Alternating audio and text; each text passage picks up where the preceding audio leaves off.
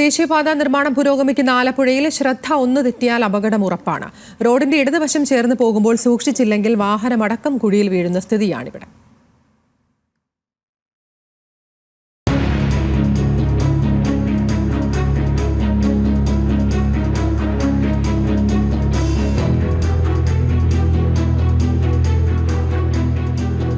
ഇത് മുൻപിലെ കുഴിയിലേക്ക് മനഃപൂർവ്വം വാഹനമോടിച്ച് കയറ്റിയതല്ല.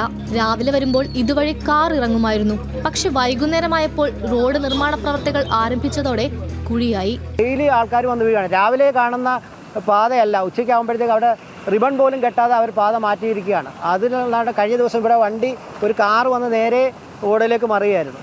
അത് പിന്നെ അവസാനം നാട്ടുകാർ ഇടപെട്ട് ക്രെയിൻ വെച്ചാണ് പൊക്കി മുകളിലേക്ക് ഉയർത്തിയത്. പാചകവാതകവുമായി എത്തിയ ലോറി ഡ്രൈവറുടെ ശ്രദ്ധയൊന്ന് പാളിയപ്പോൾ ഒരു നാട് മുഴുവൻ ഭീതിയുടെ മുൾമുനയിലായിരുന്നു. സ്ഥലത്ത് ഒരു മുന്നറിയിപ്പ് ബോർഡ് പോലുമില്ല.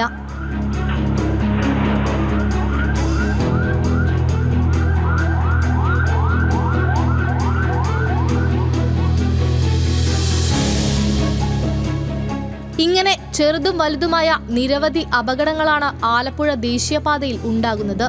ദേശീയപാതയുടെ നിർമ്മാണം വേഗത്തിൽ പുരോഗമിക്കുമ്പോൾ പലയിടത്തും സൂചനാ ബോർഡുകൾ ഇല്ലാത്തതാണ് യാത്രക്കാരെ വലയ്ക്കുന്നത്. കുഴികളും കാര്യങ്ങളൊക്കെ നോക്കി ഡ്രൈവർമാർ പോകും. എന്നാൽ രാത്രി സമയമാകുമ്പോൾ ഈ അപകടം ഒളിഞ്ഞിരിക്കുന്ന ഒരു സ്ഥലം എവിടെയാണ് എന്ന് ഈ ഡ്രൈവർമാർക്ക് ഒന്നും കണ്ടെത്താൻ കഴിയുന്നില്ല.